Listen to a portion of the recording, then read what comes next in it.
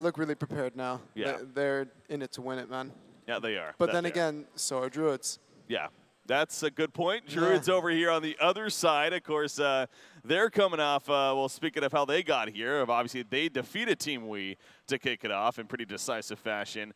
But then they got knocked down here by MRR. We're mentioning them. And MRR, that was a 3-game series in the end. But, yeah, knocking them out. We casted that one, and that was a lot of fun. But that's why they're here. So here we go with these two teams. This should be a good series, though, man. Yeah, definitely. I mean, these teams have clashed before in the past, so, you know, there's a lot of tension there.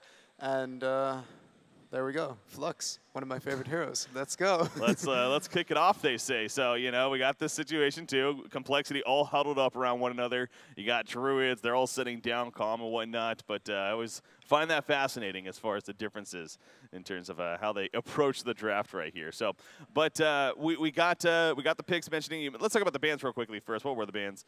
It was Moira, Warbeast, Tremble, and Ophelia coming out to kick it off, minus the first pick into that Flux.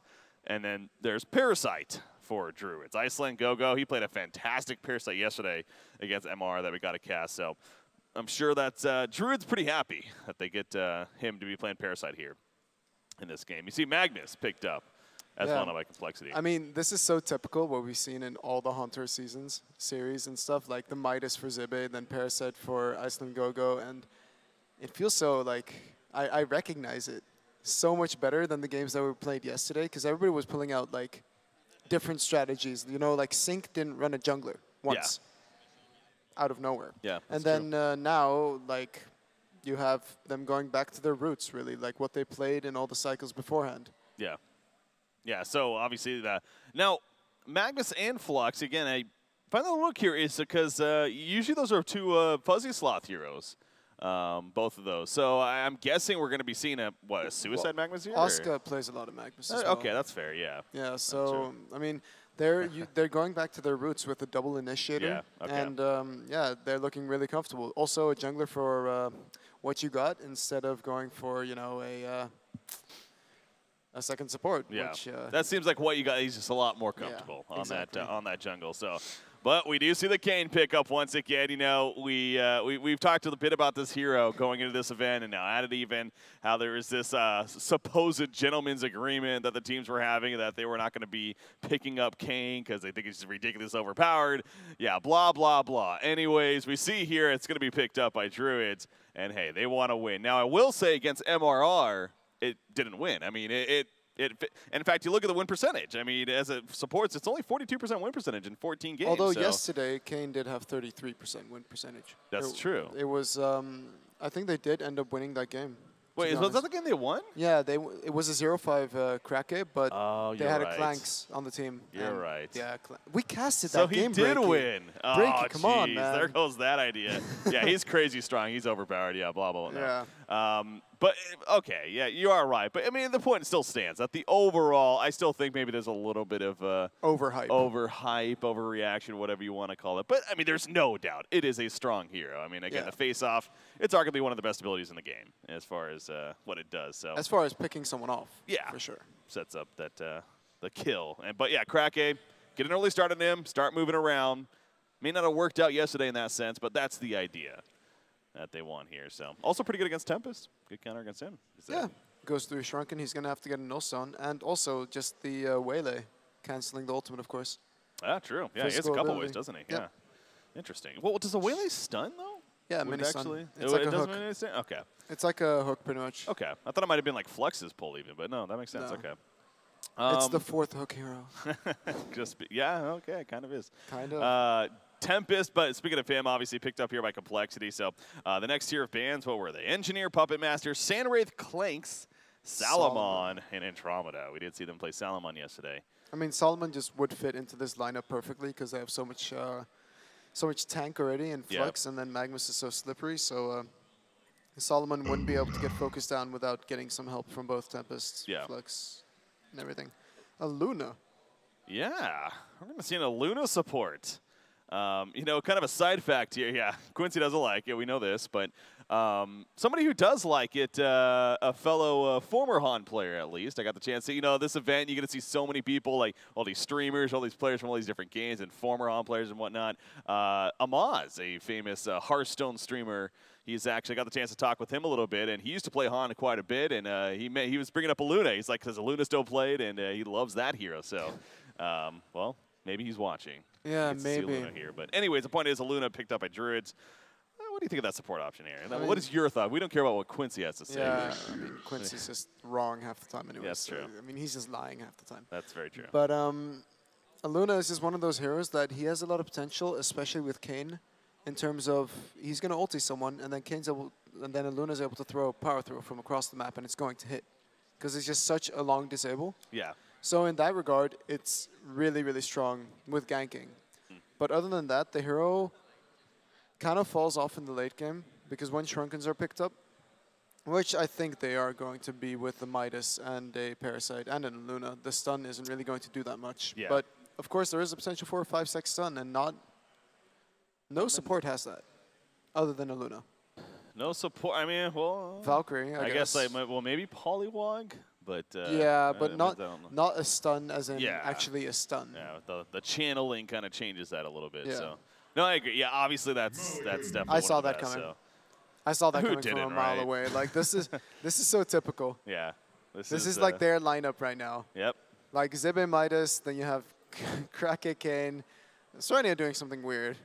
I could have expected a Kinesis as well, to be honest. Yeah, he plays a bit of Kinesis. Yeah. That would have been pretty great versus Tempest and Flux and Magnus. Just lift your ally up. Yeah. I will say the one change that happened to the Deja Vu in Aluno I found interesting was the fact that there's actually the invis you can get now. So that's actually, Ravener at the final pick. You see that BMG you get hyped, or not BMG, compLexity hyped about that. I mean, they've played it in the past, but I don't know if they have really been that successful with it. There is one game, I forget which one it was, but God, I want to say it was in the warm-up event even, where they got it on Formless and he dominated. He just went off. I mean, he got... I mean, there was one game where he dominated, and then there was a game that I casted. 20 games that he just failed completely. It was just not as effective as we'd hoped. Yeah, so I mean, we've talked about this guy before many of times. That, again, the stats going to back it up, whereas in the carry role, it's okay. It has potential. I mean, we know this. It's solid.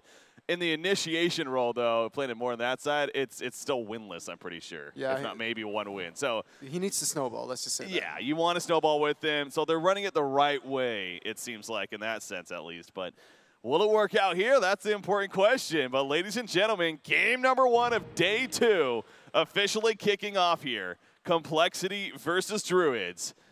And we're going to start it off with a pause. That's what the teams have been doing here. Dude, it's Druidz. Yeah. Every single game, they start off with a pause. Well, you know, again, in the LAN, that's the other thing we've noticed with the LAN environment too. It's I guess online they kind of do the same. They pause at the beginning again. They kind of talk about strats and stuff. But we'll even see teams kind of get up from their chairs and kind of huddle around and then do a chant and get extra hype. So. But I mean, that's not the case here. That's not. Yeah, no, both of them actually all sitting down. So I'm sure they're talking lanes though. It was really interesting. Again, it's Initiator Ravage going 0-13. Yeah, so there you go. I got the chance to sit behind Tankafet yesterday when they were playing Sync Esports. And aside from the trash talking, I mean, they were going at it, man. But it was all in good fun, though. I want to clarify that. They even hugged each other after the match, and, they are friends in the end. But where am I going with this? What were we talking about?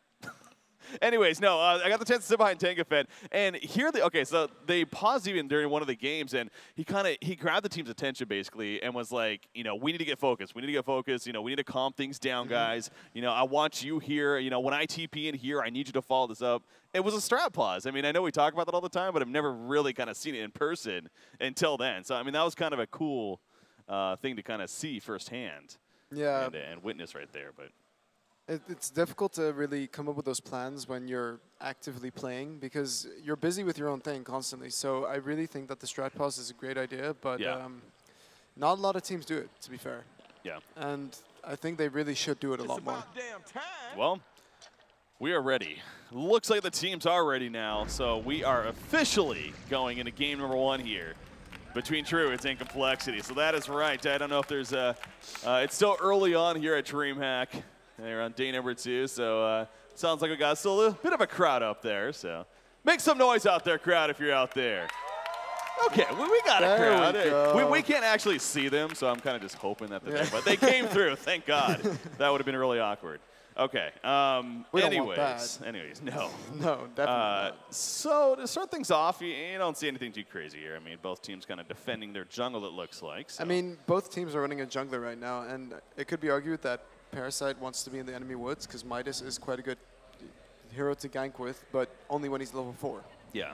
So I guess they're just defending their own woods, securing farm, because Parasite can be seen as a Tempest counter. Just throughout the entire game. But then again, there's also, of course, Krake with that Kayn, and then... is he ever not going to do that? Can you stop, Quincy? Is he ever not going to do that when come you're on, casting? man. Gosh. Anyways. And then with his projected win, the game hasn't even started, man. All right. But yeah, so both teams running the jungler here. You got Iceland playing the Parasite, so the fact that, that's kind of an interesting way to put it, kind of a counter to Tempest. Never really thought of it that way, but... well, I mean, just through the Shrunken, it's such a secure way of countering that ultimate that it's comfortable, you know? Yeah, it is. So we do see the lanes developing here now. Magnus headed towards that bottom lane as expected. He got Flux in the middle, of course. And at the top lane, good old Ravener going to be up here. Yeah, neither side really doing anything too crazy. And again, that makes sense. Here in game number 1, here at day number 2, this is an elimination match. Once again, really want to stress that. I mean, there is that added pressure here even, that you lose this, it's over as far as the competition goes. So still going to enjoy a great event overall, sure, but let's be honest, that's why you're here in the end, to win DreamHack. It's safe to say. All these teams definitely fighting for that. All are very worthy. I mean, I really think this event has truly showed that. Anyone can win it. Even the team that got knocked out in Dog yesterday, they had a tough road, man, when you think about it. They had to play Sync first, and then Bad Monkey Gaming, the defending world finals champions. It's crazy, and they still even get great competition in the end, obviously even taking the game off of Sync. But anyways, that's enough about that. Kayn going out in the middle lane, jeez. Yeah, I mean, he needs to be aggressive because he does have the regen to do that, and I mean, Flux later on, he's just going to out-harass him. Yeah. And I really wonder if Fuzzy Sloth is going to go for the release this game or if he's going to max Magnetic Surge, because he is versus a melee, and it's a lot easier for Magnus to gank with a maxed release than a maxed Magnetic Surge, in my opinion. Yeah, I know you've talked about that a lot, and yet I feel like a lot of Flux players will get that W first. Well, get the E, I'd say, like for the extra range. Or not max it out first, I wanted to say. Yeah. No, I'm fine with that. It's just when you're versus a melee and you have someone going to gank for you, like a Magnus, he's got boots already. Okay. So he's just stacking the Ancients because Aluna is great at just babysitting the Malikan down at bottom. So what happens now is Magnus wants to gank middle, and if Kayn isn't bursted down, he's just going to survive because they don't have a lot to chase with. Okay. Once they've used the release and the stun, it's done, Yeah. So they need to have a lot of bursts. So I really am curious to see if he's going to max that release or going for the Magnetic Surge. Okay. And the range on top of it. Gotcha. Yeah, it's 2 points currently in that Magnetic Surge right here. Again, forces it down to 4 seconds cooldown. It really is crazy. Especially with the mana cost, too. Only 25 mana. Yeah. How much damage it can do. Yeah, here comes that Magnus as we were talking about. So we'll see if something successful happens here. Flux kind of toying with Kayn, but but there's Parasite. He's going to scout it out, and Magnus is going to fail there. And I mean, this is kind of what you need to do versus a Kayn, though. You need to make sure that he does not have a good time in lane. And okay, Quincy just ruined my looking at stats, but here comes Magnus. Oh yeah, he is going to go in right here. Stun happens. You see Flux following it up. Tempest trying to get in range, but Kayn is going to be fine. You even saw Parasite nearby in the Skeleton King just in case, but Kayn ultimately living is the point there. Yesterday against MR as well for Druidz, in one of their, I think it was even game 3 if I'm not mistaken, maybe the first game, but they picked up the Malikan, and he got locked down. He got shut down completely early on, and then we even talked about how he passed up going to Whispering Helm because of how struggling he was. And because in that game. Puppet Master had already prioritized that. over the Shroud first. And I think that's where the biggest mistake was, because that Whispering Helm really does so much in team fights. And also for the late game, you just really want that Symbol of Rage on that Malakin. But yeah, I mean, the point is, too, that, you know, we saw how well that worked. And again, Probusk is known for playing this hero in Malakin. And usually this is what we see from it. You know, he gets the free farm, he's able to excel off of that, and gets crazy. It's one of the few times where we actually saw it being really addressed from the beginning, and it clearly worked out for MRR. So kind of questioning a little bit with that set of complexity's idea here. Now, again, their overall lineup does speak for it. They want to do things sooner than later. So it's just a matter of, will they be able to do it quickly enough before Malakin gets a little too crazy? I'm really impressed by Zibbe right now, though. He's versus a kill lane in the Ravener in top lane versus Ravener and Glacius. And on top of that, there's the Tempest, who I guess he could gank once in a while, but he's level 4 right now. And down at bottom lane, Magnus is roaming around. He's just getting runes. He's level 1. So Zibbe's been doing a great job in this lane, not dying, and also just getting a lot of experience. And on top of it all, he has 180 GPM. He has, what is it, 12 creep kills right now? Which is 2 less than Kayn in the mid lane, which is a 1v1. Yeah, that's really true, actually. Yeah, Krake doesn't seem like he's doing the best time. I mean, I guess it really surprised it. Flux, obviously, fantastic here. Flux is just so enormously annoying to deal with. Yeah. He's just super strong in lane, but okay, Kayn is level 6 now, so he could be looking to go top or even bottom lane where there's no one. What am I saying? Well, I mean, Parasite could rotate over. I mean, Aluna has already done that because Magnus is just roaming around, you know? Yeah. And I would like to see some stacks come out, because Malakin is able to just take that so easily with his ultimate. He's already got it, so... Oh, they're going to the Kayn right here. They're looking for the Bloodlust kill. Will this be enough discharge here to start this off? Here comes Parasite. Only a Vagabond leader, though. Not going to be able to save Kayn, but making a turn kill. It looks like they will. Serenity with the power throw, but at what cost here? Parasite's in trouble. The Elemental Void, will it go off in time? No, he missed it. It was out of range by the time he got it off. Oh, man. That's a big, big deal for Druidz right there, knowing that's going to be on cooldown now for 190 more seconds. Yeah, that's a really big blow to them. But I would like to mention, by the way, that I don't think Probusk has missed any last hits. No? I don't think he's missed any. Maybe 45 one right and 11, you're right. 6 minutes in. That's insane. Like, this is the level that the Thai players are playing at, because they value that so highly. Getting every single last hit every single time. Malakin's arguably one of the best at doing it, to be fair. I mean, he does with the have blue that. sword, the hatchet on top of that, he hits really hard. So not to take away from what Probusk is doing by any means, but yeah, the fact that I guess this is one of the heroes that you would maybe expect to see it on if you were going to see it. Yeah, he's hitting so well. Definitely. So yeah, 425 gold per minute, and that's all. There's no hero kills involved in that. I mean, that really is that's not usually unheard of. But I would really like this hard camp to be stacked, because then he can just use his ultimate early on, farm it quickly, go up to 470 GPM. Something easy like that. He could even take out the medium camp afterwards. And it's not like Parasite is truly using it.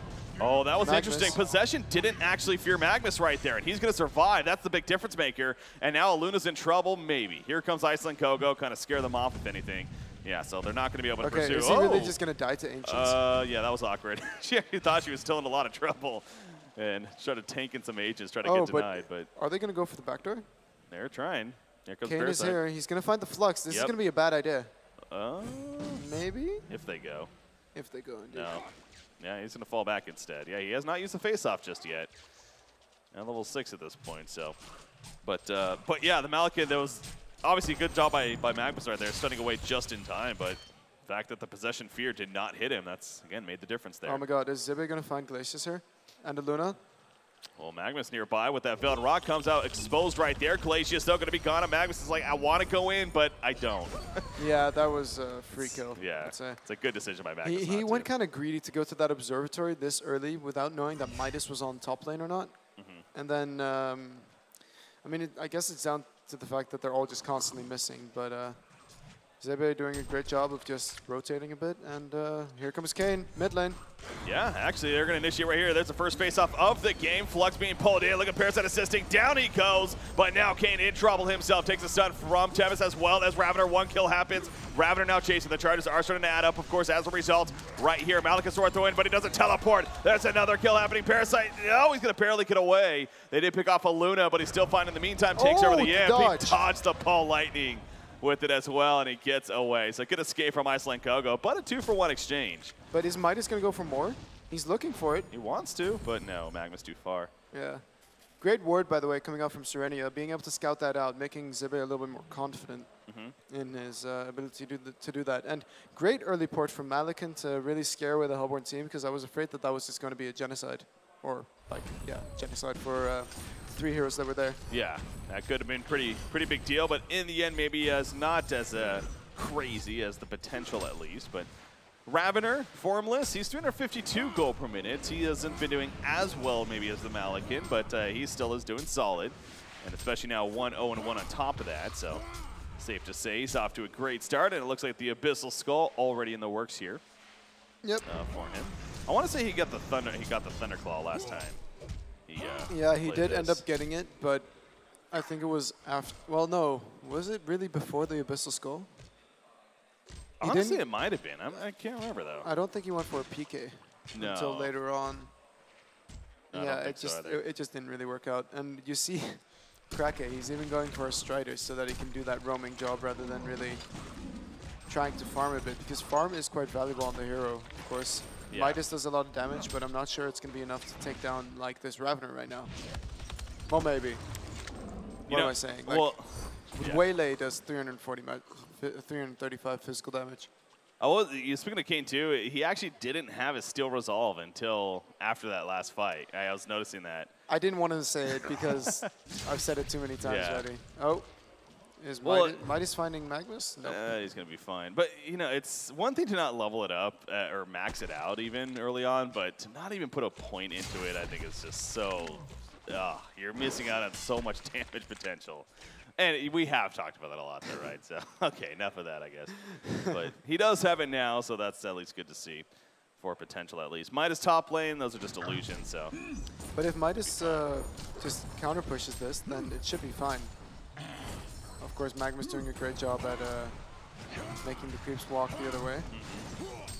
Yeah, and then now it's a pretty scary situation because you've got 4 heroes up here for complexity, so... But how do they catch the Midas? If he's on his toes, then they're not going to get him. Yeah, that's true. And to be fair, I think too much tower damage was done there. I think Zibe might have been able to actually just counter push it earlier on. And now it's just going to fall. Yeah. Yeah, now it's going to be a little too risky. Throws out a golden salvo, but not going to be worth trying to deny it right there. So falls back, easy tower kill. However, the bottom tower pushed in by Druidz, so good response on their part. It's so weird how a Parasite could just do that. Yeah. Like, we didn't even notice that Parasite was pushing this fast. No. Like, look at the second tier tower as well. Yeah. That's just ridiculous. It's crazy damage. It really is. Especially because they've got their own ballista there as well. Yeah. It's not only the crazy damage, but again, this is the greatest thing about it too. The fact that he's almost protected from even getting jumped in a lot of cases. So until you maybe get Alchemist Bones, then everything changes. But and to be honest, Flux is also pretty good against it because his Magnetic Surge does go through it. It is physical. And look at this now. Iceland Gogo is just going to stay in this lane and static farm it in a way because they can't really stop him. And then Malikan's just going to go to the woods. And I love this. This is such a good rotation for them. Yeah. He is going to get harassed a bit, but I mean, there's going to be a new cannon soon, and he's just going to take that over. And then it's going to start all over again. Yeah, I mean, again, they can't. These 2 heroes specifically, obviously, can't do anything against it. So he's taking advantage of that of what's going on there. Now, you know, it's GPM 284, not bad, but you know, really in the MR series, like you were talking about, he actually had a great game on Parasite where he was huge from the beginning and just snowballed with it. So not necessarily that style of game here, but hey, they have a Malikan that's doing very well at 420 GPM now. And he has the Whispering Helm, working on, I'm guessing, the Insanitarius next. Or, you know, I wonder if he's actually going to maybe just prioritize a Shrunken Head next instead of Insanitarius with a lineup like this on the Hellborn side. Think that could be possible? What stats coming up from Quincy? Oh, yeah. Over 400 GPM, he's 9-0. I don't think there's any other hero that has that. Is that what's that for Malikan or Probusk as a player? Malikan as a hero. Really? Malikan for Probusk. Okay, the combo. Gotcha, gotcha. And Iceland just took that tower down. Yeah, he didn't he? The secondary tower down here. Gets it taken out. Bottom lane, Magnus. Ooh, Kane was charging in. Yeah, but that might have been a mistake. I mean, look at the team that's nearby for the Hellborn. Even though I think Legion should just give up on this lane, let Iceland just sit here, and then just chill for a bit, you know, just farm some more. I mean, they have the late game. Yeah. Ultimately, and I think Malikan is one of those heroes that's actually really strong versus Ravener. God. Well, okay. So why is that, though? Because Malikan's tanky. That's He's not true. like a silly little ranged carry, and that's it at Parasite. They finally got him. Yeah. They finally got him. So yeah, Flux, we mentioned that he goes through the with the physical presence. So took advantage of it right there, and they do end up killing him. So I mean, he did get a secondary tower even out of it. So still not the biggest deal that he dies right there, but nonetheless a good pickoff. So Magnus almost has his PK now. I don't know how he does this. It's been 14 minutes and he's suicide. He's got 187 gold per minute, and yet he almost has his PK. Yeah. He really just minimizes the amount of extra items that he buys. Yeah. And it's impressive. Well, see, that's the difference between Magnus and Behemoth, though, especially, Yeah. right? Where Behemoth, you get straight portal key and it's fine. Like, you're good to go. Because really, jumping in, initiating with Shockwave, and you can get a Fissure Stone follow-up, even a stop. Like, you have enough mana pull to do all those and feel good. But Magnus, it seems like he does need a little bit more build-up with stats, usually. So getting the early portal key, obviously great for Magnus. But the fact he is lacking on the stats a little bit will hurt him significantly. But obviously, he wants to make sure to get the portal key out of the way. It's still great to have initially, and then eventually start building on the stats here. So, Top lane, though. yeah. Why is compLexity following him? I mean, they feel like something's up, but it feels so weird that they're literally just sitting behind Formless. Usually it'd be that Ravener would port in and save his team with full charges, and in this case, it's just they're expecting it. Yeah. You got what you got, or Iceland Go-Go, excuse me, kind of hiding off to the side right here on Parasite. He's looking for an opportunity. Oh, he's going to run by now. Uh-oh. He did not expect people to be nearby. He throws out the face hug, but Tempest also happens to be here. There goes a Glacial Downpour. And Parasite, well, he picked off Midas, able to take out Glacius. At least there's the pull Midas. Oh, the Elemental Void to make sure to get the kill. And down goes Midas on top of that. Kane was also picked off. I honestly didn't even notice that over here. So a 3 for 1, and they only lost Glacius. Yeah, like that patience that they had following Formless around, that really ended up working out. And to be honest, I thought it was strange that they were doing it, because what would be the reason? Like, did they have any idea that Zibe and Parasite were waiting there? I don't think so. They might have. Oh, yeah, they didn't have any vision up there necessarily, so. So good heads-up play by them, ultimately. But it was just baiting simply. Yeah. Hoping that would happen, and it did. That worked out pretty well for them. You know, I want to go back to this Ravener discussion, though. So you talk about Malikan versus Ravener, how Malikan, that tanky presence, so that's why you feel that he's actually decent against a Ravener. Well, what I'm saying is, with Ravener, the carries that have been really picked up often are like flanks, heroes like that. Okay. And if Ravener initiates on them, they're just dead. But with Malikan, he has a chance to turn it because of his ultimate. Yeah. He's able, unless there's a Shrunken. Does it go through Shrunken? His fear? Yeah. Yeah, it does. Yeah, definitely. Yeah, so with it going through Shrunken, there's nothing Ravener can really do to kill Malikan in time, because the stun ultimately is only 1.5 seconds. Okay. Yeah, it is definitely an interesting matchup there, but again, I will say Ravener, okay, Ravener can destroy the rest of his supporting cast. There's been some impressive performances with this hero. He does get the Thunderclaw, by the way, on top of the Abyssal Skull, so we're talking about that. And again, it's ridiculous how great this combo is, especially for just adding up charges as quickly as possible. And of course, that's what the hero revolves around, with that power overwhelming. By the way, I don't know if you're old enough to know this, but StarCraft. Remember, you played StarCraft back in your day? You remember that game? Yeah, I played some StarCraft too for a bit. Well, the original StarCraft. Yeah, I know. Brood War. I played it once.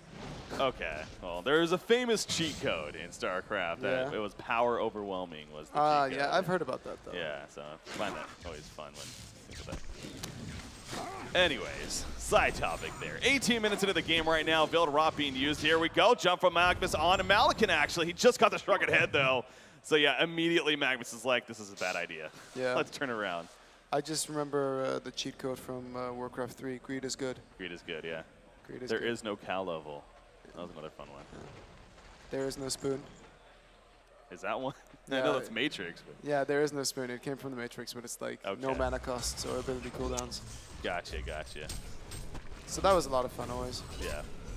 Quincy, can you... Exactly. Quincy knows what I'm talking about. Quincy, you're just an old man. Flux with the Insanitarius here.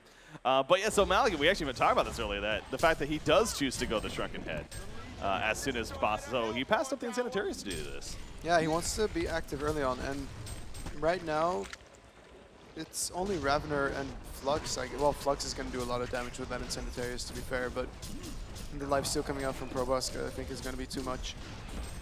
So, in this next fight, unless Tempest gets an amazing ulti off, I think Druidz can have it. Yeah. It's, well, obviously, as usual, initiation is going to play a big role here within this fight, and doesn't look like we're going to see one just yet, though. What level is Parasite's puzzle box? I think it might be level 2 right now. He's in the Ballista, yeah, so I mean, yeah, nothing we can do about that. Kind of just have to wait for him to get. But being in a Ballista, that could take 10 to 15 minutes even. So. Yeah, definitely. But yeah, we'll find out eventually. I would say probably level 2. What is he? 270 gold per minute, and that's really all he has on the Bloodshell. So, yeah, that makes sense. But he hasn't been the most successful this game. Yeah. Yeah, again, it definitely wasn't like the performance yesterday I was pointing out that he had against MRR. So yeah, port into the middle lane. So another possibility for a fight. It seems like both teams kind of getting close to wanting to fight, but then it seems like it may actually initiate. It's just to kind of fall back. So playing pretty scared, but you know, if this was an online match, I don't think they're falling back right there, to be honest. But yeah, I really think the LAN environment's kind of playing that role of so much being on the line here. You're in this DreamHack environment. You know, it does cause you to play a little bit different sometimes. Ooh, Malik and Glacius.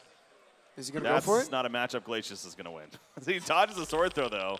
Out comes the freeze, and he I could have imagined if the Tempest was had a PK, he might have just jumped in there. Oh, yeah. With Ravener nearby, Ball Lightning hitting, full charge. Well, not full charges. Yeah, like, Formless does have a bit of difficulty with this.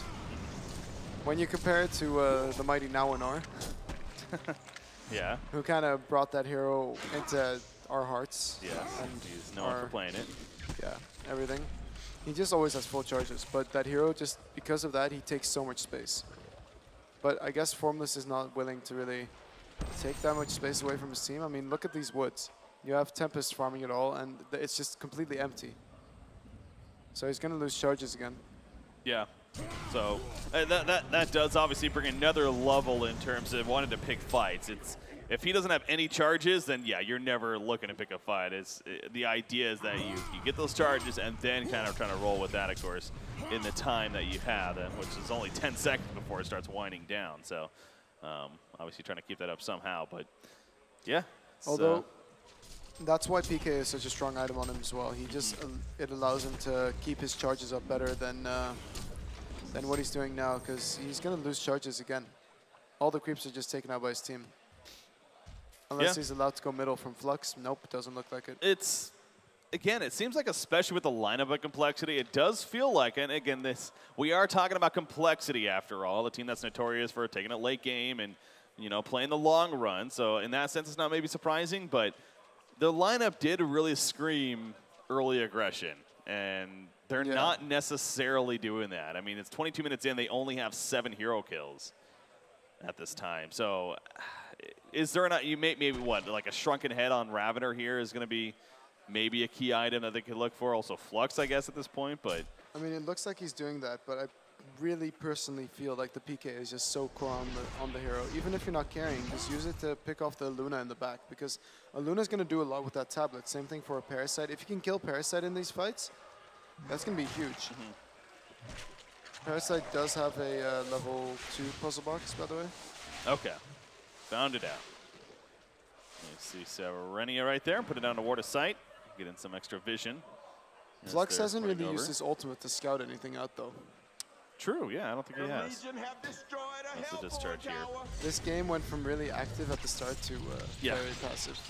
I mean, I was also looking, you see compLexity only has 1 tower kill at 23 minutes into the game. Yeah, and that's the main reason why, you know, this guys on Druidz are ahead. If they lose a team fight right now, I feel like compLexity is going to gain so much in terms of gold that, yeah. Interesting. Yeah, kind of funny stat line, though, as far as all those are concerned. But Ravener, what was I going to say about it? Him and Ravener and Malik, it's actually kind of interesting. The creep kills it's actually tied right now. 189 creep kills for both of them. It's just kind of funny how that's kind of lined up there. But only Malikan has taken out high-value creeps, I guess. Yeah. In comparison. Because, I mean, Ravener's been in he's been in 5 kills. And he still has less GPM. That's true, yeah. You see, it is close, but yeah, Malikan is leading by about 10 or 15 or so.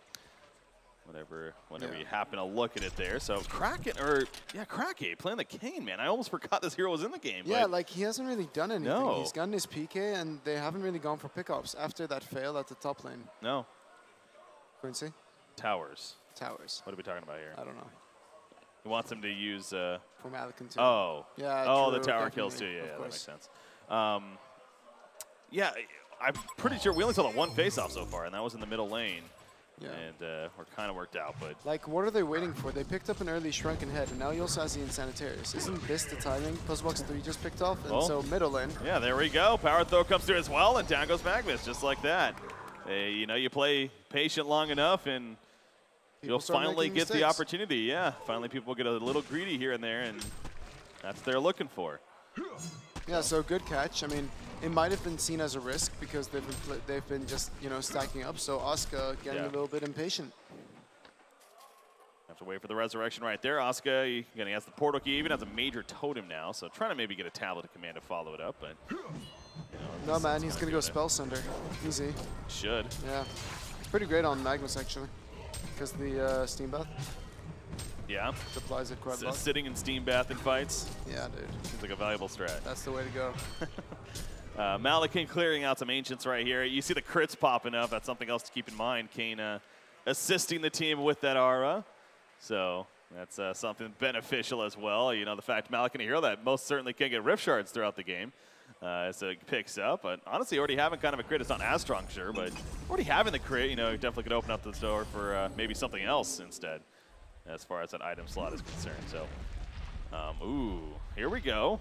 Some Vildarod action coming out from compLexity, trying to be a little extra active here. They got the Bound Eye and Flux. I mean, seeing if they can find somebody, but nope.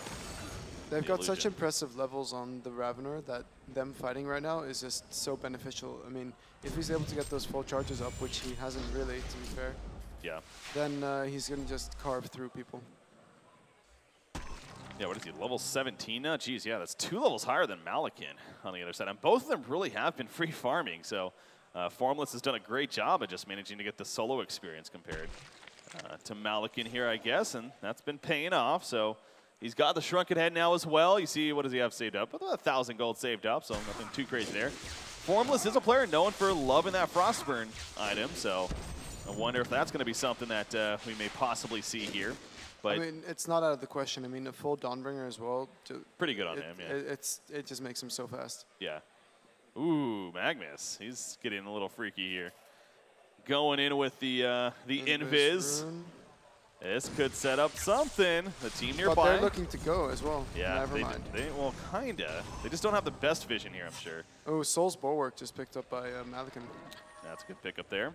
Not really versus a Ravener, of course. Yeah. It's an enhancement damage for the team, but you're right, as far as defensive purposes, not as strong.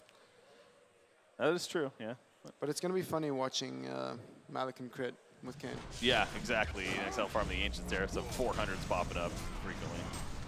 A lot of damage coming out. So, but yeah, you got him and Kane, does apply a lot of physical presence too, so takes advantage there. But again, it seems like there could be a clash, and it's just not feeling comfortable. Still only the 1 tower kill. Again, I understand the environment and everything, but really I think compLexity, they're almost shooting themselves in the foot right here with how they keep playing a little too passive. I mean, we do see that Fuzzy Sloth is farming decently as well, but like Malikan is one of those heroes who can just put the team on his back. Yeah, absolutely. When he has the items and then just destroy them. So you really don't want to give him this much space. When he has that demonic as well, he's just going to hit so fast. I think in the spotlight videos that were shown as well for Druidz, they had a obviously progressive play Malikan. Yeah, he barely stayed alive, but he did and turned around the fight and just genocided them basically. And it was versus 4 as well. It was ridiculous. But again, that's how the hero works. The zeal, the life essence that he has with that sword of his, the And obviously with some stacked items, it can be pretty ridiculous. And it was that First game that we turn. were casting together as well. And it just felt like, who was it against? Was it against BMG? I think it was against Sync, actually. Yeah? I think it was, yeah. Yeah, very likely. When it was just really strange because they were both playing so passively the entire time with the Hag, just farming, and wow, Yeah. Oscar gonna go down again. Kind of caught that last second, but Oscar picked off, so he's being the one a little too greedy, apparently. Picked off a couple times now here. Lightbrand on Formless. Was it Lightbrand or I mean, Firebrand? sorry, Firebrand. Okay. Yeah, the Firebrand here, so. That Frostburn and eventual Dawnbringer perhaps is coming up, as you mentioned. But again, still no Portal Key. He doesn't like the Portal Key option. They don't have, they got one of Magnus, or I guess Tempest too, so they actually do have decent initiation here. Yeah, but it's not about the initiation. It's about let's Catch. kill someone really quickly. Yeah. Like if you can take down the Midas, who doesn't have any magic armor, by the way, that's gonna be huge for them. Yeah. You see Malikan activating ulti form even to clean up the Ancients really quickly, but again, that's... He farms them so quickly. Yep, that's something he can do, though. He can afford to do. Only a 60-second cooldown now at level 3, so not a big deal. By the time, especially with the pace of this game right here, he's not too concerned. However, I don't know why I'm getting ahead of myself, though. We've seen it several times, and then nothing happens. He just sword throws against all those 4 creeps. Yeah. That's the great thing about Luna as well. You don't really have to be close to the opponents to use your spells. And True. you know, with the new buff to Emerald Lightning, like stunning 8 targets, Yeah. that's pretty ridiculous. Yeah, that was a nice change, too, so. Yeah, Malikan, 0-0-0. Yet he's 500 gold per minute in this game right now, 30 minutes in, so. We saw that yesterday as well with Sync when they were playing versus D-Dog. Flensmeister was just, he wasn't really in any kills, but he managed to get so much GPM just through farming. Is that on a Silhouette game? Yeah, Silhouette. It was, yeah. Well, they tried Conquer a little bit, but as we see, Here's Malikan. yeah, not going to really fully commit to it. Portal Key on Parasite. I feel like that's something we don't see a whole lot nowadays on Parasite. Well, it was in the idea that you could burst someone down. Oh, wow, what is he doing here? He's just like, he YOLO. doesn't care. It doesn't matter. They can't catch him Yeah, look at either. their whole There's fight literally with that. nothing they can do about this. Oh, that's funny. And the funny thing is, when they actually do end up killing his creep, if he has the reactions for it, he can just TP right away Yeah. with Yeah, his PK. So that in that sense, it's like a really good combination. That's true. Yeah, I mean, I guess we're talking about Malika, but to be fair, yeah, Ravener's 1-0-4, so yeah, he has been involved a little bit more. But yeah, again, overall, just proven to be a very passive game. But you know, really, this is one of the matchups nowadays, probably the most passive matchup that we have nowadays, compLexity versus Druidz. I mean, both of these teams Well, Reason Gaming, like this I'd idea. say, let's, I don't know. Reason well, seems like they actually yeah, have okay. potential to be pretty. Imboboy's changed a lot with yeah, this true. playstyle. I mean, it used to be that Imboboy Used would to just be, split yeah. push everywhere, and now he's gone a lot more active. Yeah. It's fun watching those guys, man. Imboboy and Zane. By the way, they're identical twins, apparently.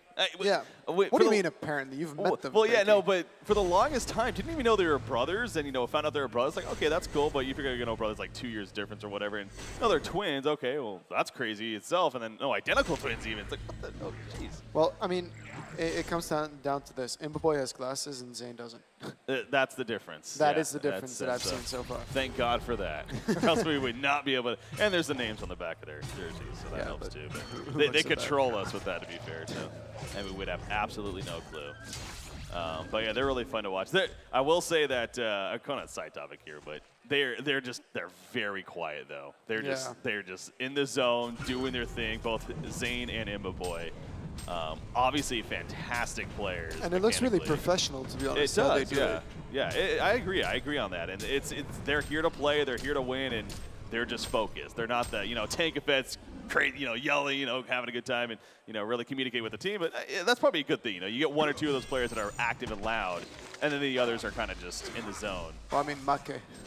Make's, yeah, he's another one of those. He's on another level with that, man. Another one of those likes to be vocal. Mid players. lane, though, are they finally going to fight this? No.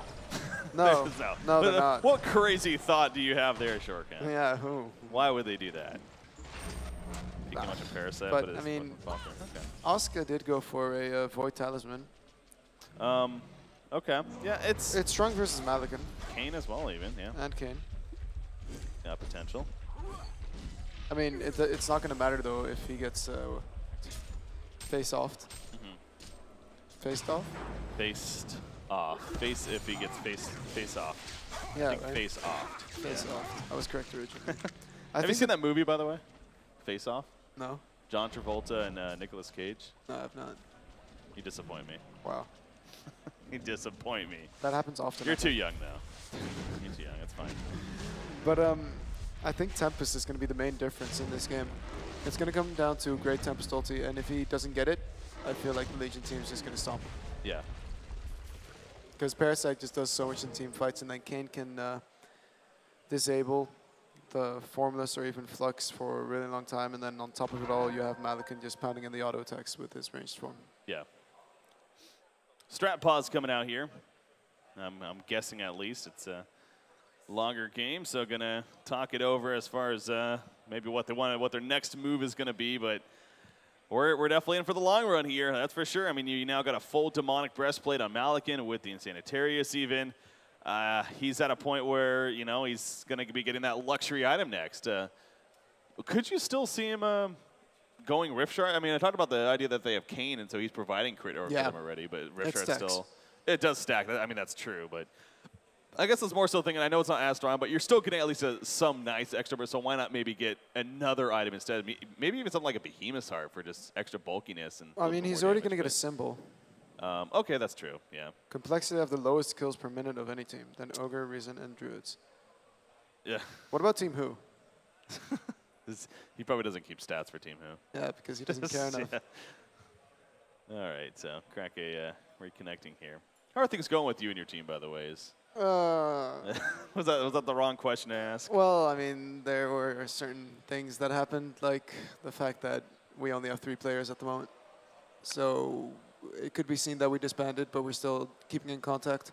Yeah. So, I mean, one of the players is coming today to show up for DreamHack, just for fun. We've had a lot of just random players showing up. That's really cool. You mentioned YOLO Train was here. He's here right now, and Cluckmuck as well from Ogre. Oh, he's here? Yeah, Cluckmuck's here. Macera's here from Reason.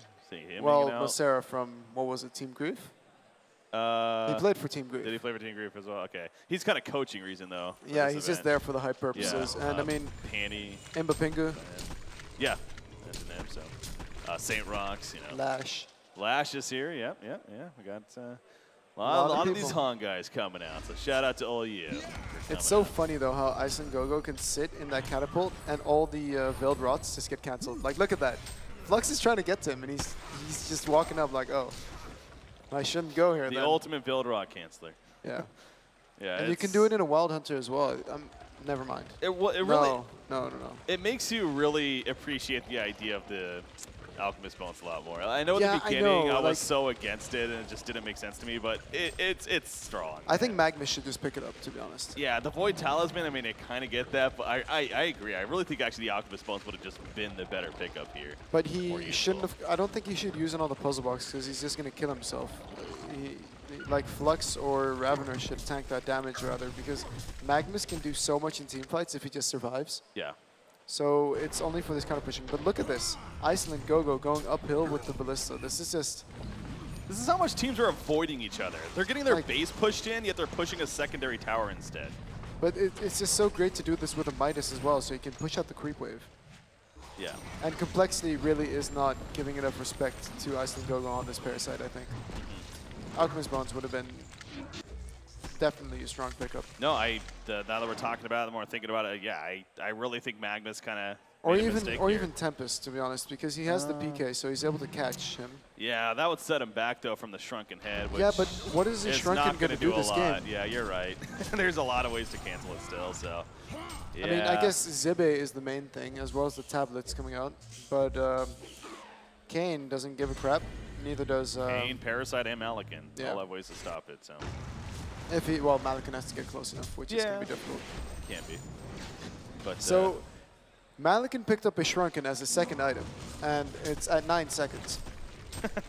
He's gotten an Insanitarius and a Demonic. He's still 0-0-0. I mean, that's not often 36 minutes into a game, a hero 0-0-0. especially a carry hero for that matter. Yeah, I mean, that's the case Probusk is just perfectly comfortable farming here. No, he loves PvE, man. This Yeah. guy, if he played World of Warcraft, he'd be top rater Skyrim, in the world, man. He's a Skyrim player. Skyrim, you would have already beat it 20 times over. He What probably plays Dark Souls every day. Dude, that's like my game. That's why I play jungler. Like, I hate come Dark on. Souls. I Dark hate Souls PvE. is incredible. I hate PvE games in general My for the God. most part. I'm a PvP guy. I like to beat somebody, then talk shit after. Yeah. I'm that guy. Like the players here. Yeah, like all the players here. Yeah, there's been some talk about that. They've been vocal. I will say, all the events I've ever been to, this has definitely been the most active that the teams have been in terms of talking and communicating to one another, you know. And there has been some trash talking, and you know, maybe there's been some lines to reach occasionally where it's like, we should tone it down a little bit, maybe. But a lot of the times, I the like to players see the just hug emotion. it out. Yeah, after it always. We haven't seen any bad sportsmanship in the sense of like, you know, I'm not shaking your hand or No, you know, definitely like not. getting away. Like they always shake hands after. You know, there's even hugging going on again. Isn't that kind of the Han environment in general, where you know in the game there's in the hostility, game you hate each other, and but we hate afterwards each you're other. like the best friends. You smack down them, talk crap, and then after it's like you're best friends. Yeah, I think that's kind of part of the game as well. To be complexity reason, the only one that's lower. Complexity and reason, go figure. Yeah, you mentioned that. That's true. Oh, so. is Iceland finally going to be taken down? No, Nope, he's not. no PK. Just walks right by. He even got slowed by the Frostbird. Is that not on Complexity's mind, man? They've had to deal with it so much this game. You'd figure Alchemist Bones would be so obvious. I would just here. be angry at this point. Yeah.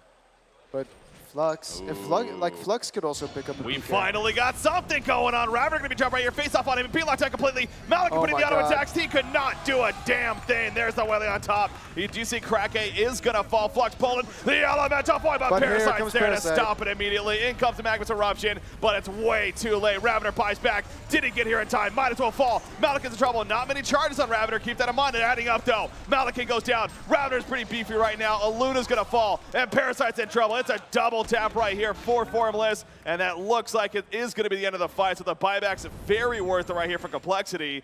Otherwise, it actually was a genocide from Druidz. Yeah, that was a win for Druidz. I think that was definitely a win for Druidz. I mean, look at the gold change now. It went from 8K to 10K, and the same thing with the experience. So they even used the buyback, but everyone on their team died. Yeah. At least once. So they used 2 buybacks. That's going to be down for when Druidz goes to push again, but brilliant initiation by Krake right there.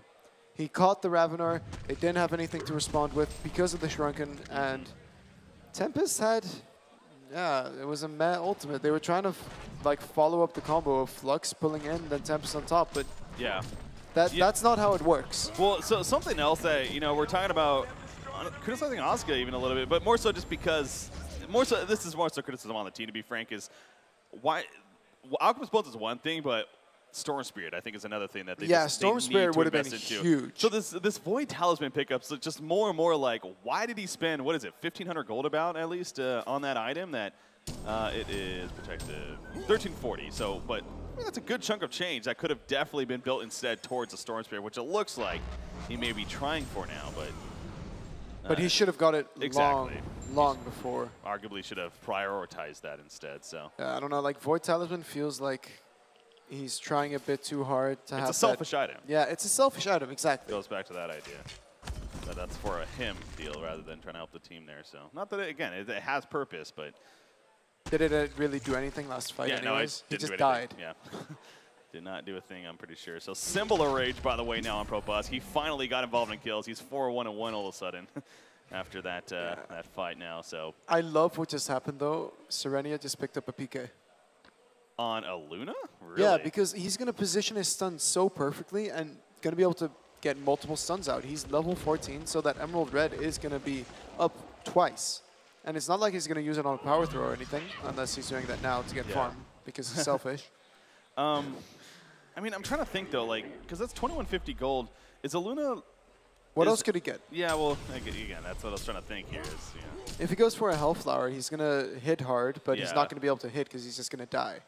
And a PK allows him to position himself perfectly because, to be honest, Tablet is going to be used to cancel the Tempest ultimate or just save one of his teammates. Okay. Okay, I get it, yeah. And I think, like, PKs is one of those items that you can do a lot with, especially with the Luna, because you have the ability to port back using that Deja Vu. And then with the PK, you're just saving yourself even more. There you go. There's so much value in staying alive with your supports that people really don't understand sometimes. Mm-hmm.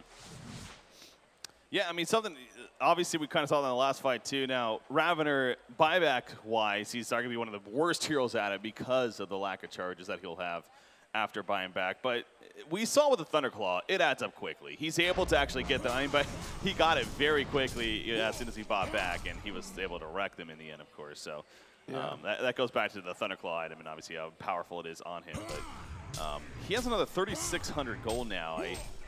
So obviously not finishing a Dawnbringer at this point. Instead has something else in mind. I think he might go for a heart now. Okay. But that wouldn't really give him that much damage. That's the one issue I'm seeing with it. He might also choose to split up the Frostburn into a Geo Frostwolf. But that wouldn't really do much for him either. Yeah, it doesn't seem like It that's feels a kinda high awkward. impact item, yeah. Maybe he could go for a split. Rift Charts. We haven't really seen that on Ravener before, but it does allow him to hit harder. And it's going to be all magic damage. So Malikan, with that 5.5 magic armor, is not really going to be able to tank a lot of it. That's true, actually. I could see Rift Shards being decent here, honestly. But Like, just give more burst to the Ravener.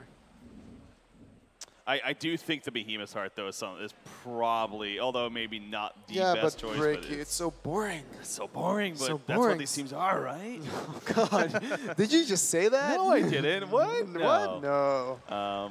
I mean, but yeah, it's 43 minutes into the game. It's 11 to 11 hero kills, so it's definitely not the most active game. I'll say it that way, I guess. Yeah.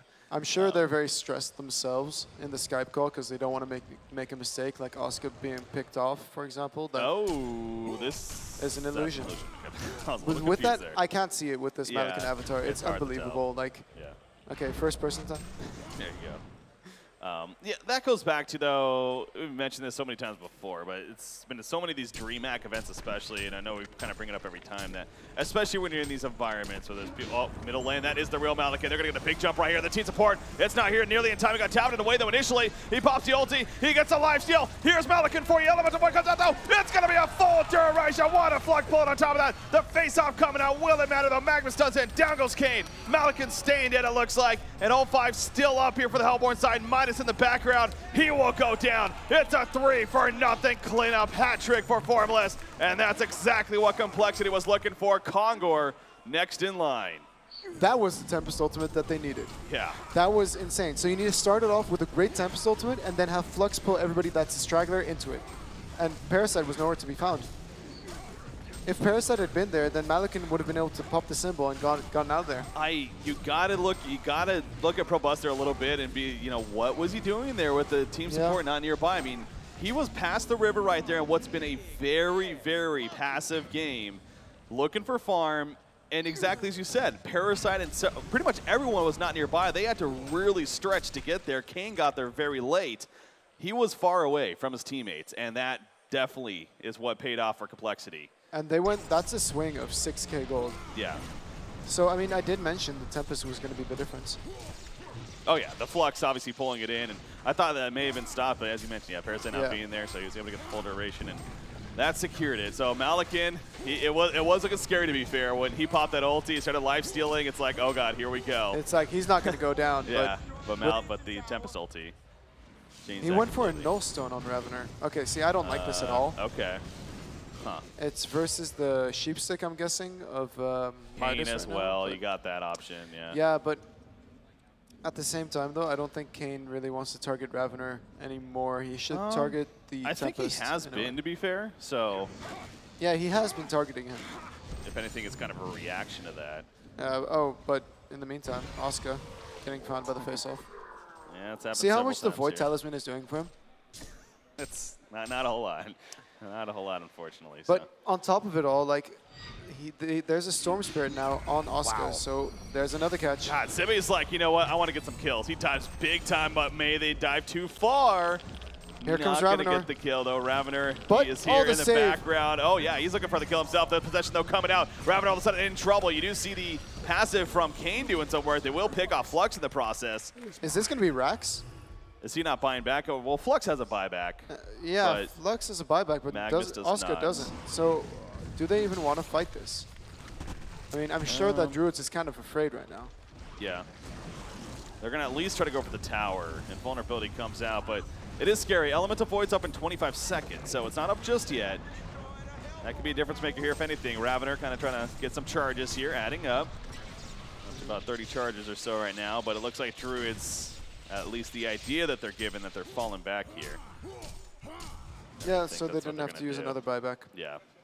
But ultimately, that was a really good play from Druidz, going a bit aggressive and making sure that the Hellborn were not prepared, because they were able to get some of the momentum back that they just lost in that huge team fight.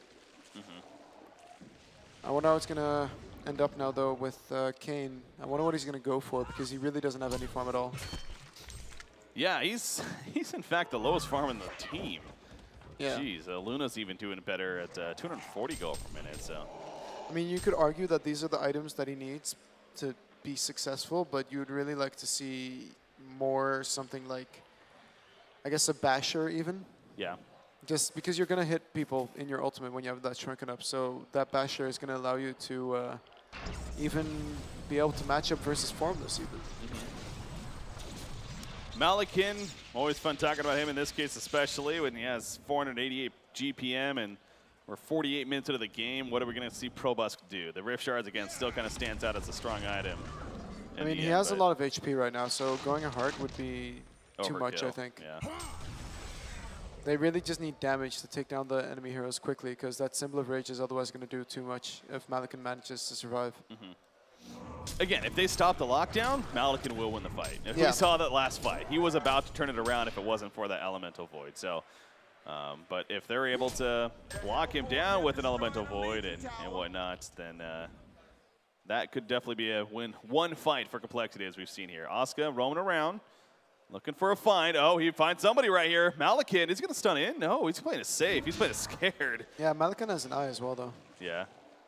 You see, they're going to jump. Kane going in. Ooh, Glacius. Don't know about that choice, actually. But he got a great we'll get the kill. Possession on top of that. Storm Spirit immediately used. Tempest gets picked off. Look at the damage from Malakin. Coming out. Mavericks in the background. A very late portal key. Something deactivated with the eruption. Gets there way too late. Malakin's going to start cleaning them up. Ravener with the charges. He's trying to get the kill himself. Token of Life going to bring him up here. Malakin thinking, yeah, I'm not going to try to stay in here. Ooh, Nullstone taking off. Nice portal key from Serenia, but he runs right into Magnus. The ball lighting on top, and down he goes. So double tap for Formless. Okay, I guess compLexity really kind of comes out on top in the end.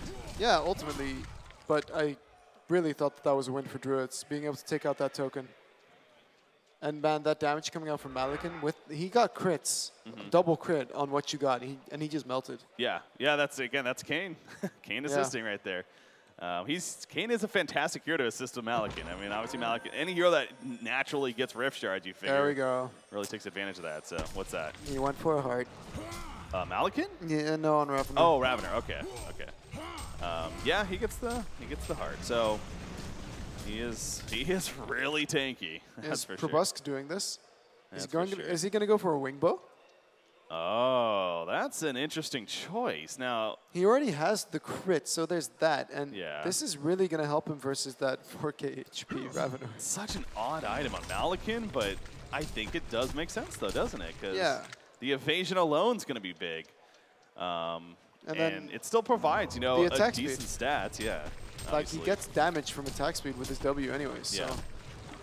Yeah, the agility is only kind of the funky one where, it's not like. Well, I mean, he gets attack speed from it as well.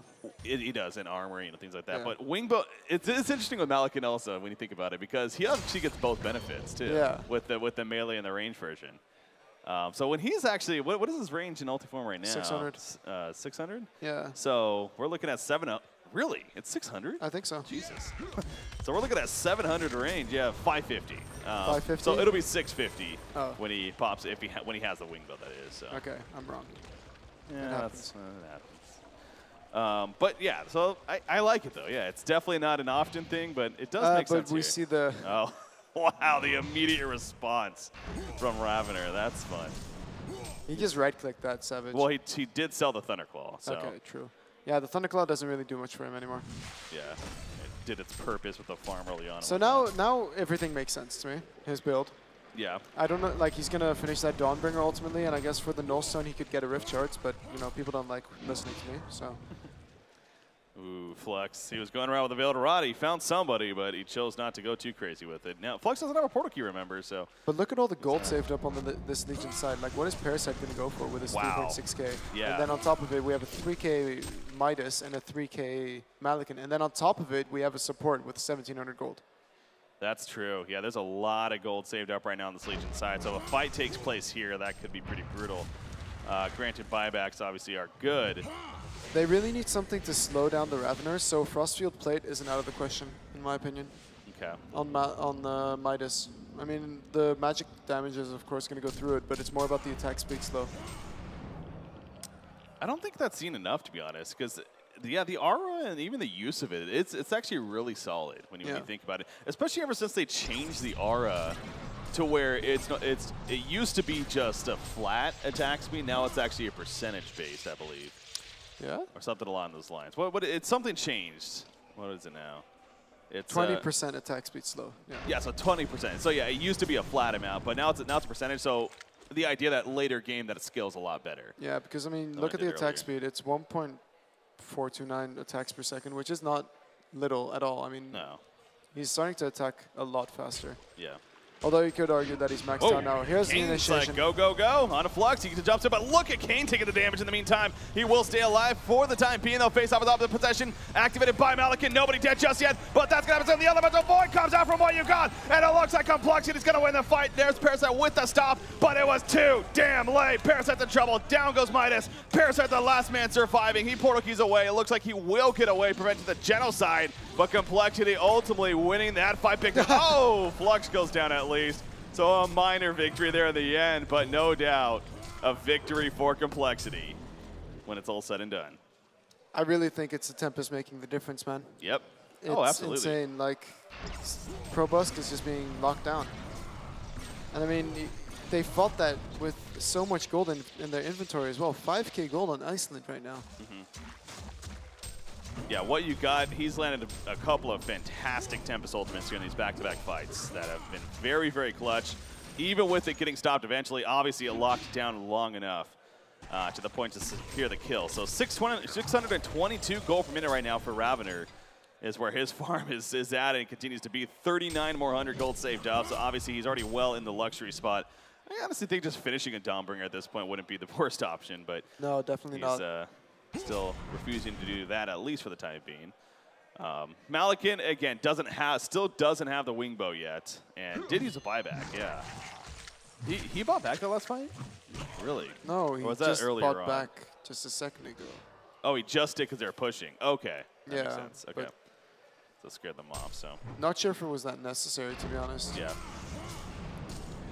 But although I was saying that Formless wasn't getting a lot of space, in the team fights, he's getting so many of the kills, so his GPM just skyrocketed. Yeah. 522 creep kills as well. Really? Holy crap. That's a lot of creep kills. Jeez.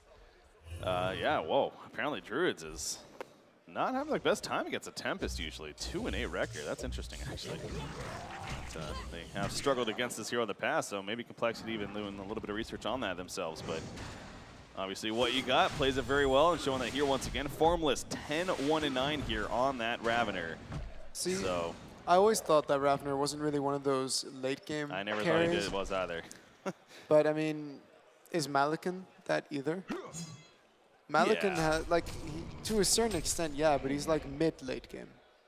Like, that's when he really shines. Yeah. Yeah, as I say, the Holy Trinity about it. Once he gets the Whispering Helm, Shrunken Head, and Sanitarius, you know, he's big. Like, he'll be doing a lot for you. And usually it's at a point of the game where, yeah, he's going to be able to pull ahead for you. But this game, it's just been Ravener being able to get in the auto attacks, whereas Malikan has not.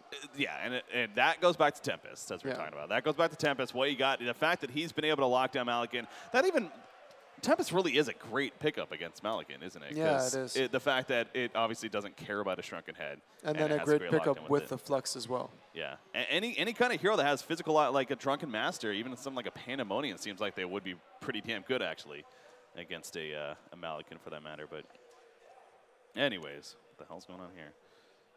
Okay. Interesting. Yeah, so, well, obviously, here at a LAN event, sometimes I guess we've had that happen before with a mistake where a player will be logged on a different computer and may forget to take off the information that they had on the computer and accidentally have somebody else log on to it. So I'm gonna try to get that figured out, I guess. But I think you should get rid of the wing bow now.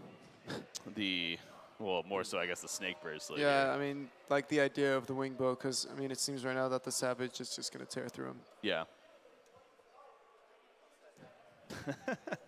Beef showing coming his over bias here. His bias, why he doesn't want to cast complexity games, because certain affiliation with them. Yeah, that's a thing. That's a thing. All right, so it's reconnecting here. See what the issue is, but man, 55.5 minutes again. I can't say we're too surprised that end up having a little bit longer of a game one here, and ultimately what could be a series, definitely could be, and both these teams determined to move on to what would be, so the winner of this will play the winner of the BMG Reason Series later today, and then that advances on to the top 3 will move on to tomorrow, is how it works out. So looks like Druidz ready to go. Just a matter of complexity here. Looks like it. It's about Okay. damn time. So what is Zibe going to pick up? I'm thinking Frostwolf. 4,500 gold, man. Frostwolf, and then maybe have Parasite pick up the... Oh, Parasite got a Sheepstick, actually. So that's also a nice pickup. It's hard to just... Oh, Frostwolf Skull? Really? I mean, that also works versus the Ravener in the same way as the Frost Field play. That's what I was going to say, yeah. But, I mean, I'd rather have... well, I mean, both work, but I guess Frostwolf is more of a personal favorite on Midas. Just because when you get tanky on that hero, you can do so much more. If you just survive the team fights, you're going to just be such a nuisance, similar to Midas, Magnus. Okay, he does get a Frostfield plate on Midas. So I was going to say, I mean, I do love the idea of the minus attack speed and the use of it. It is great, but it is a little funky, though, isn't it? Because as we're talking about, armor's like, it's not really doing a whole lot for you against this Hellborn team. But so. It looks like they're going to clash again. Yeah, well, the potential's there at least. Will they go through?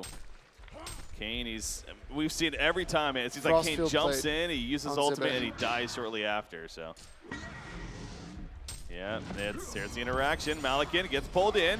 There's a struck head by Kane. He actually pops a barbed armor as well. Gonna try to get the kill on a Flux right here with it. Doing some decent damage, but now Kane, he's taking some damage himself. He goes down. Magnus being locked down. There's a Flux Ball. The Elemental Void is once again. It's going to be good duration. It is stopped by Parasite, though, this time. And it looks like this time, Druidz is actually coming out on top. Maybe no. Malikin died. Ravener's just too many charges and doing too much damage. Double tap for Formless yet again. God, I could have sworn Druidz was on top of the fight there. I mean, Tempest even got a Nullstone on top of it all, so he... I don't know, his Nullstone got cancelled by Leech, I think. He forgot to activate the Shrunken beforehand. That's the only reason he got cancelled, but ultimately it didn't really matter. The face hug, yeah. Ravenor. Ravenor's just Ravener. That's why it did not matter. Yeah, this is, again, he no doubt with those charges, if he's able to start getting the mana up in those fights like he did there, he obviously will wreck face. Again, I really did think that Druidz was on top of that fight there. And then all of a sudden, Malikin's dead, and Ravener's just full life. Look at that, two shots of Luna, Two shots of Luna, pretty much. Jumps in right there. Bloodbath for him. He's 13-1-11. And I know Druidz doesn't want to give up just yet. And I don't think they should necessarily. I mean, it's only one racks down, to be fair, but it's scary. It just feels like the Legion drafted for a mid-game team, and then they didn't fight. Yeah. The Tempest is making all the difference. Absolutely. Yeah, no, he's goes back to what you got, and not only the draft was very solid, clearly, but his Tempest play has been fantastic here. So, I mean, it's been pretty... It hasn't been the most difficult game for Tempest either, because he's just... Everyone on the Legion side is just clumping up. And then on top of it, you have a Flux to help you out. So... Of course, he takes the opportunities really well, but the Legion side really need to make sure to not clump up. You know what's actually interesting to mention that is, I don't know if we really see a Flux Tempest combo often. Yeah. For how powerful the potential is, and we definitely have seen that several times this game. I don't know, Quincy, if you have those stats, but I'd be really curious to see. Because when we think Flux, we think like Flux NG or Flux Kraken even was a popular thing, but Flux Tempest has never really been a very popular strat, I don't feel. For teams, but I love Demonic on Flux, by the way. It's such a perfect item on him because you pretty much only deal physical damage, but more attack speed. It's so great on that hero. Yeah, so, he's especially now with the Frost of Skull, the Insanitarius. Yeah, he's actually hitting pretty hard, no doubt. It's going to help there. So, Ravener, another 4,100 gold saved up. What is he even going to buy? Rebuy Shrunken? Something. He bought a Light Brand, so he has a full Dawnbringer now. And he's already rebought the Shrunken before. Sold it. Oh, did he? Okay. But yeah, he sold the Light Brand actually. Right? He almost delivered it to himself and he sold it. Why would he? So, not sure what he's. I don't. There's like nothing. I mean, he could sell the Nullstone and go Frostwolf and Geometers, but that also feels kind of off. They're going to be very. He couldn't even do that. I mean, he doesn't have inventory for that. No, sell the Nullstone. Oh, okay. Because I mean, there's so much shit to cancel his Nullstone anyways. Tablets on top of Sheep Sticks on top of Luna Stones. Kayn has not been a presence this game. I gotta say that. But the hero is for mid game. True. He's in for the late game. Yeah. I mean, the first time we saw him played on Honcast. Yeah.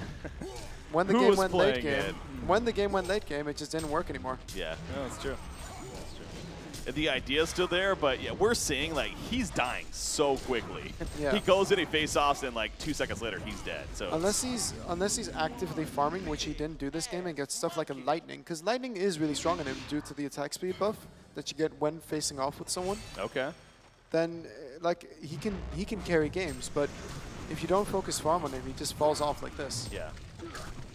What do you think of the barbed armor on him, by the way? That's actually an interesting idea. With Kayn and the face-off ability. You think it makes sense, or? Yeah, it makes sense. Okay. It's just too little, too late. Yeah. Well, he's trying here. Storm Spears, by the way. Well, obviously we mentioned Magnus a while back, but Glacius also has his here on the Hellborn side, so just more tools to deal with that. Post-haste on Ravener now. You see, they're almost just another backdooring middle. 6,000 gold. And Magnus actually caught Midas in the middle lane. Oh, yeah, that's Zibby in trouble. He's not going to be able to get away, I don't think. And the tablet, Portal Key, yes. Portal key. Great getaway. But maybe is it not. enough? Oh, he got pulled, but it didn't matter. Right. I was like, is that a tablet? What's going on here? Yeah. So he's going to be fine right there. But in the end, what happened down here? Oh, they got the secondary tower. Yeah, I mean, Ravener alone just kind of. Oh, he got a post haste. No. Yep, he bought a post haste, and he has 6,600 gold. What is he going to do with this? Is he like going to get a sheep stick on the courier? It's getting to that point. Yeah, buy his own courier, get sheep stick on it. He does still have a buyback. So I like the idea of Rift Shard still. You brought that up earlier. Yeah, I know, right? Getting rid of Nullstone even and buying Rift Shards instead. Well, you really don't see that item enough. Yeah. It buffs your damage way more than a Savage. Potentially. Potentially, if you're not unlucky. Yeah.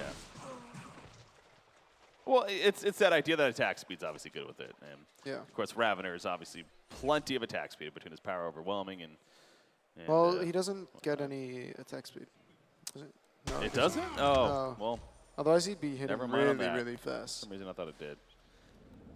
Well. He gets movement speed and attack damage. There you go. I was quizzing you. Yeah. You passed. Good job. Shouldn't I be the one quizzing you? No. That's a bad idea. Keeping you on your toes here. Can Silhouette swap out of Rotten Grasp from Deadwood? No. Correct. Yes. Got it. All right, but we are going to be looking into a bottom push right now. And they're fully capable of taking this. 7,500 gold on Ravener. Everyone has a lot of gold. That's just an issue. Malikan has 5,000 gold, by the way. Ravener, that's fake. That's like, Jesus. Dropping, but what's he even going to do with the 5K, though? Get like full Rift Shards? Here's the face-off. There we go. There's the jump, but immediately kind of thwarted right there with the Storm Spirit and whatnot. He clashes once again, but can't get it pulled in. The Flux ulti. There's the Elemental Point. It is. Oh, it wasn't stopped right there. Yes, oh, maybe it was. Anyways, it still locks it down. Malikan just can't do enough. The life still's kicking in, but Ravener stays alive. Gets the kill. Double tap for him. Malikan, immediate buyback. That is his second and final one. He comes in looking at Chase, but I don't know if we're going to catch. Midas gets caught in the background. Ravener's barely alive, but he is alive. And the rest of his team continuing to push in. So they only lose Tempest right now. And are they going to stay around? I mean, they are pretty low on life here. Well, yeah. I guess they are. Ravener's pretty confident that at least they'll get the tower kill. GG's being called. It is going to be official. compLexity takes game number 1. Over Druidz here in this best of 3. What a grind it was. 64-minute match. And you can see they're, well, as they should be, excited after that